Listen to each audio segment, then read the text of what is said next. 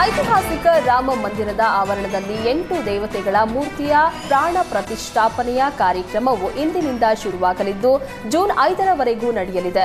June 5ರಂದು Rama ದರ್ಬಾರ್ ಹಾಲ್ ಕೂಡ ಉದ್ಘಾಟನೆಯಾಗಲಿದೆ.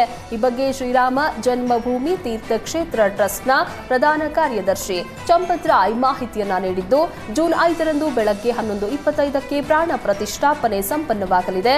CM Yogi Adityanath ಅವರು ಕೂಡ ಕಾರ್ಯಕ್ರಮಕ್ಕೆ ಆಗಮಿಸಲಿದ್ದಾರೆ. ಇದು ಸಾರ್ವಜನಿಕ ಸಭೆಯಲ್ಲ, ಬದಲಿಗೆ ಪೂಜಾ ಕೇಂದ್ರಿತವಾಗಿರಲಿದೆ. ದೇಶದ ವಿವಿಧ ಕಡೆಯಿಂದ ಆಗಮಿಸುವ 101 ವೈದಿಕರು ಸಾಂಪ್ರದಾಯಿಕ ವೈದಿಕ ಶೈಲಿಯಲ್ಲಿ ಆಚರಣೆಗಳನ್ನು ನೆರವೇರಿಸಲಿದ್ದಾರೆ ಅಂತ ಹೇಳಿದ್ರು. ಅತ್ತ ರಾಮ ಮಂದಿರದ ಗೋಪುರಕ್ಕೆ ಚಿನ್ನದ ಲೇಪನದ ಕಾರ್ಯವೂ ನಡೀತಾ ಇದೆ. ಭಾರತೀಯ ರಿಸರ್ವ್ ಬ್ಯಾಂಕ್ ಶುಕ್ರವಾರ ನಡೆಸ್ತಾ ಇರುವಂತಹ ತನ್ನ ಜೂನ್ ತ್ರೈಮಾಸಿಕ ವಿತ್ತೀಯ ನೀತಿ ಸಭೆಯಲ್ಲಿ ರೆಪೋ ದರವನ್ನ %0.50ಯಷ್ಟು ಕಡಿತಗೊಳಿಸುವ ಸಾಧ್ಯತೆ ಇದೆ. ದೇಶದಲ್ಲಿನ ಹಣದುಬ್ಬರವು ಆರ್ಬಿಐನ ಮಿತಿಯಾದ %4ಕ್ಕಿಂತ ಕಡಿಮೆ ಇರುವ ಕಾರಣ ಈ ಬಾರಿ ಜನರಿಗೆ ಸಿಹಿ ಸುದ್ದಿ ಸಿಗುವ ಸಾಧ್ಯತೆ ಇದೆ. ಒಂದು ವೇಳೆ ಬಡ್ಡಿ ದರ ಇಳಿಸಿದ್ದಲ್ಲಿ ಈ ವರ್ಷ %1ರಷ್ಟು ಬಡ್ಡಿ ದರವನ್ನ ಆರ್ಬಿಐ ಇಳಿಸಿದಂತಾಗುತ್ತದೆ ಅಂತ ಎಸ್ಬಿಐ ವರದಿ ಹೇಳಿದೆ. ಜೂನ್ 4ರಿಂದ 6ರವರೆಗೂ ಆರ್ಬಿಐ ಗವರ್ನರ್ ಸಂಜಯ್ ಮಲ್ಹೋತ್ರಾ ಅಧ್ಯಕ್ಷತೆಯಲ್ಲಿ ನಡೆಯುವ ವಿತ್ತೀಯ ನೀತಿ ಸಮಿತಿ ಸಭೆ ಬಳಿಕ ಬಡ್ಡಿ ದರದ ಕುರಿತು ಮಾಹಿತಿ ಹೊರಬೀಳಲಿದೆ.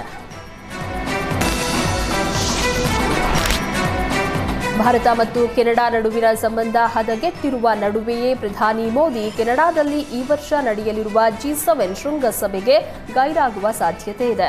6 ವರ್ಷಗಳಲ್ಲೇ ಇದೇ ಮೊದಲ ಬಾರಿಗೆ ಪ್ರಧಾನಿ ಶೃಂಗಸಭೆಯಿಂದ ಹೊರಗುಳಿಯುವ ಸಾಧ್ಯತೆ ಇದೆ.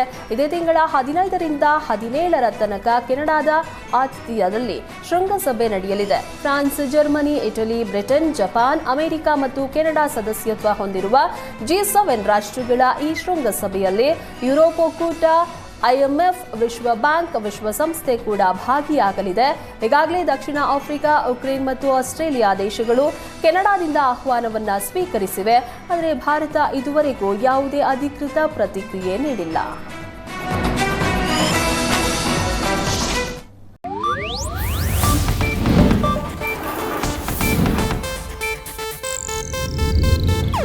ಇದು ಏಷ್ಯಾನೆಟ್ ನ್ಯೂಸ್ ನೆಟ್ವರ್ಕ್ ಪ್ರಸ್ತುತಿ.